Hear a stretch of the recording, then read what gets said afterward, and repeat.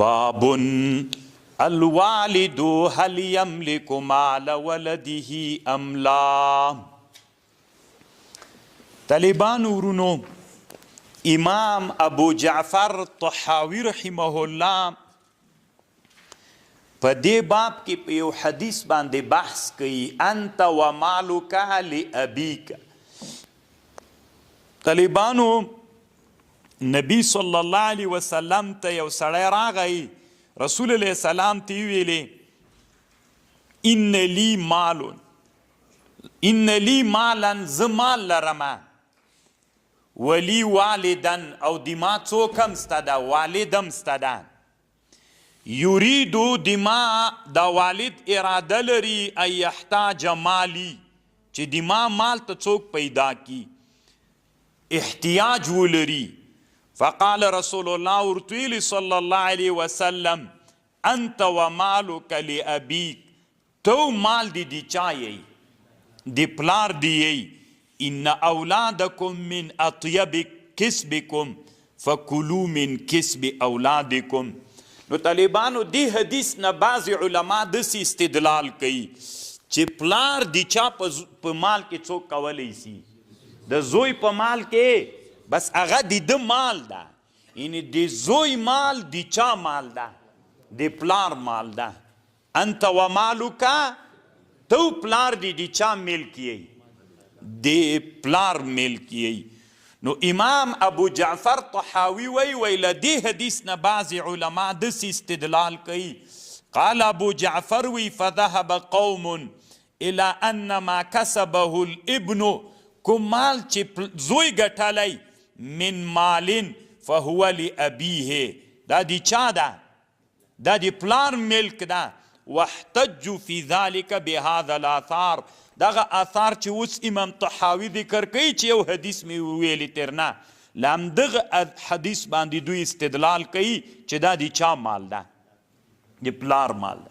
او رښتیا هم تاسې فکر وکئ اکثر علما له دغه حدیث نه په ظاهره داسې استدلال کوي انت و مالک لابیک، تو مال دی د پلار یی، یعنی تم د پلار ملک، مال دیم د پلار ملک ده. ته بیخي ملک لرې نه چې پلار دی موجود، که یې ولرې هغه د پلار ملک ده. یوه ډله علما له دې حدیثه داسې استدلال کوي. تاسې په خبر باندې پوه شولئ. یو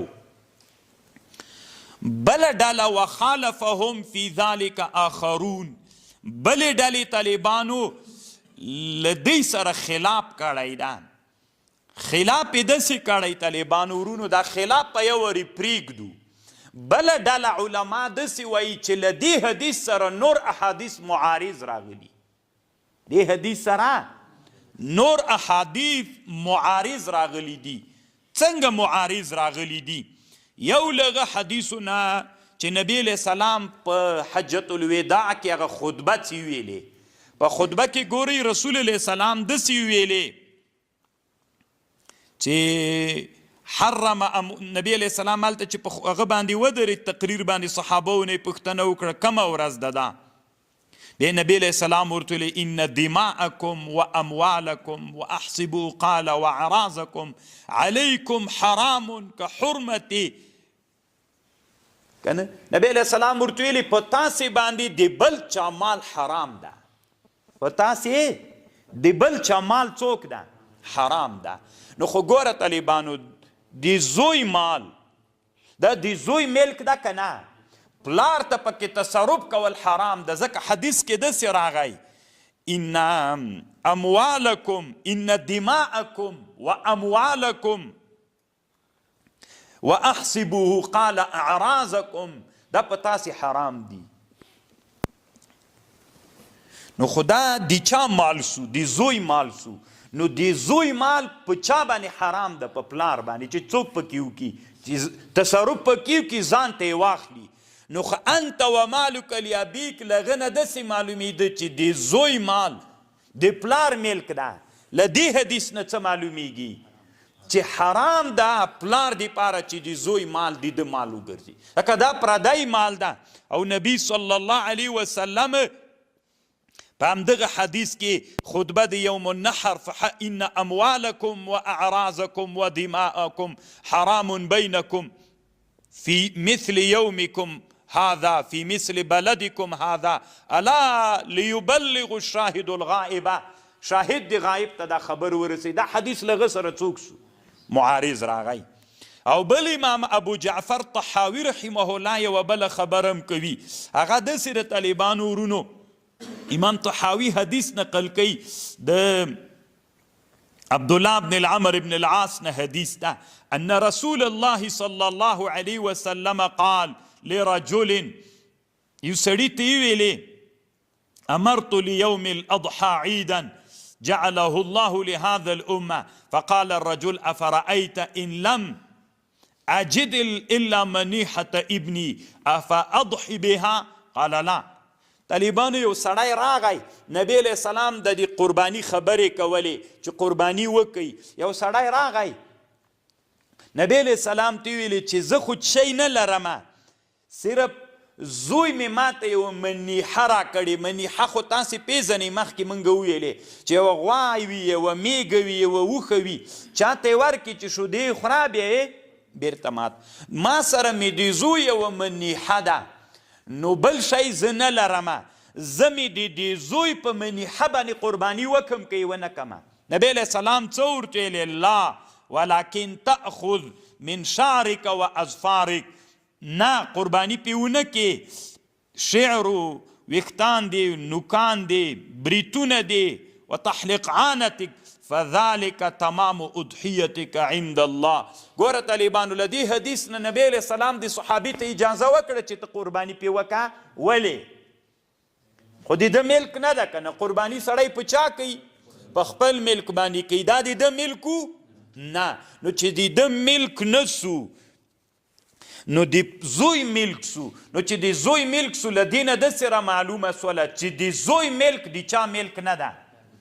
نو دا حدیث او هغه حدیث ته حجة الوداع حدیث، دا احادیث له چا سره معارض راغلل؟ له حدیث د انت ومالک لابیک. نو امام ابو جعفر طحاوی رحمه الله راجیک سو، دلته دی محاکمه کوي طالبانو. دی وایي هغه حدیث، دا دوه حدیثونه چې د منیحې حدیث ته د قربانی او دا د حجة الوداع حدیث ته، دې نه معلومیږي چې تصرف جایز نه ده، ناروا د ملک نه ده. او بل یوه خبر بلم دلته ورسره معارضه ده. ګوره د حدیث کې خو داسې راغلي انت ومالک لابیک، حر سړی د چا ملک ګرځېدلی سي. د حدیث کې خو دا هم راغلی انت ومالک، ته دې د چا څوک یې؟ د پلار ملک یې. نو چې ته د پلار ملک وګرځېدلې، نو ده کې کله د پلار څوک سته؟ ملکیت نسته د په زوی کې، نو په چا کې هم نسته. ښه، نو مطلب د دې حدیث بیا څه شی ده؟ صحیح خبره داسې سوله چې د زوی مال د پلار ملک نه ده. ښه، نو د حدیث جواب بیا څنګه کوو؟ د حدیث معنا څه شی ده؟ انت ومالک لابیک. د هغې مطلب داسې د طالبانو امام طحاوی رحمه الله وایي چې د زوی مال و، زویا ته د خپل پلار که د تا په مال کې تصرف جائز تصرف وکړه، ته اجازه ورکه چې د ده دا تصرف نافذ سي که نه. لکه بیع د فضولي څه ده طالبانو؟ بیع د فضولي خو په یاد ده، ما نه یو څوک وکیل ګرځولی، نه مې څوک ده امر ورته کړی، دی راجګ سو د ما شی خرڅ کړ. دا بیع څوک ده؟ موقوف ده. د ما تر چا پورې؟ د ما تر اذن پورې. که ما اجازه وکړه بیع څوک؟ که اجازه مې ونه کړله، نو انت ومالک لابیک دا مطلب نه ده چې دا مال د چا ملک وګرځېده، د پلار ملک وګرځېد د زوی مال. دا مطلب نه ده. دا مطلب ده چې که پلار زمنو پلار ته اجازه ورکوي چې د تاسې په مال کې تصرف وکړي، اجازه ورکوي، دا معنا نه چې د دوی ملک ده. یعنی ادب دا ده، اجازه ورکوي. او دا ادب هم طالبانو د چا په اندازه اولویت ده، نه واجب ده طالبانو، نه فرض ده، د چا په مرتبه کې ده؟ د اولویت. ګوره وخالفهم في ذلك آخرون فقالوا ما كسب الابن من شيء، کوم چې کسب وکړ زوی، فهو له خاصة دون أبيه. وقالوا دغ علماء ویلی دی قول النبي صلى الله عليه وسلم هذا ليس على التمليك من، دا بنا بر تملیک نه ده انت ومالک لابیک للاب کسب الابن، وانما هو على الا ينبغي للابن، مناسب نه ده زوی لره ان يخالف الاب في شيء من ذلك وان يجعل امره فيه نافذا كامره فيما يملك. ګوره پلار چې په خپل ملک تصرف کوي نافذ ده که نه، نو زویه تم د حق پلار ته ورکه چې د تا په ملک کم تصرف وکړي هغه هم ناپیس سي. دا معنی نه چې د ده ملک وګرځېد. الا تراه یقول انت ومالک لابیک فلم یکن الابن مملوکا لابیه باضاف. هلته خو هم طالبانو هغه د نبی انت ته او مال دی د پلار یی، نو دی د پلار ملک ده نه، نو چې دی نه د پلار مالم نه ده. ويجعل الامر فلم يكن الابن مملوكا لأبيه بإضافة النبي صلى الله عليه وسلم إياه فكذلك لا يكون مالكا لماله بإضافة النبي صلى الله عليه وسلم. الله دې وکړي چې تاسې د ما په خبر باندې پوه شولې. د زوی مال د پلار ملک ده. ها که څوک درتوی انت و ما، دا زده کوي طالبانو ډېر مهم ځای ده. دا ملا درتوی انت و مالک لابیک، دا حدیث ته ته به ورته وایې حدیث د چاو سره معارض ده؟ د قرباني حدیث سره معارض ده. حدیث ته حجت اموالکم و اعراضکم و دماءکم حرام، نو دینم دا له هغې سره معارض ده. نو چې معارض سور سره، نو هغې نه داسې معلومیږي چې د زوی مال د چا مال نه ده، د پلار مال نه ده. که د حدیث جواب څنګه کوي انت و مالک لابی، خپله په همدغه حدیث کې دا زوی د چا ملک ده؟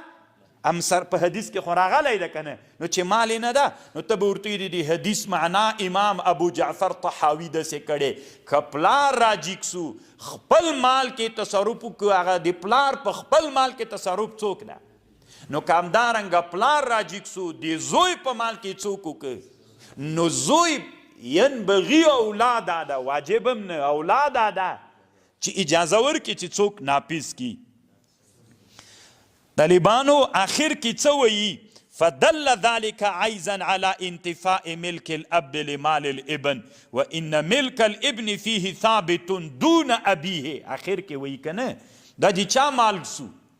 د زوی مال ده، د پلار ملک نسته پکې. وهذا قول ابي حنیفه و ابي يوسف و محمد رحمهم الله. دا د ټولو علماو همدغه رایه سوله طالبانو ورونو. خبر زتی پوه شولې بس.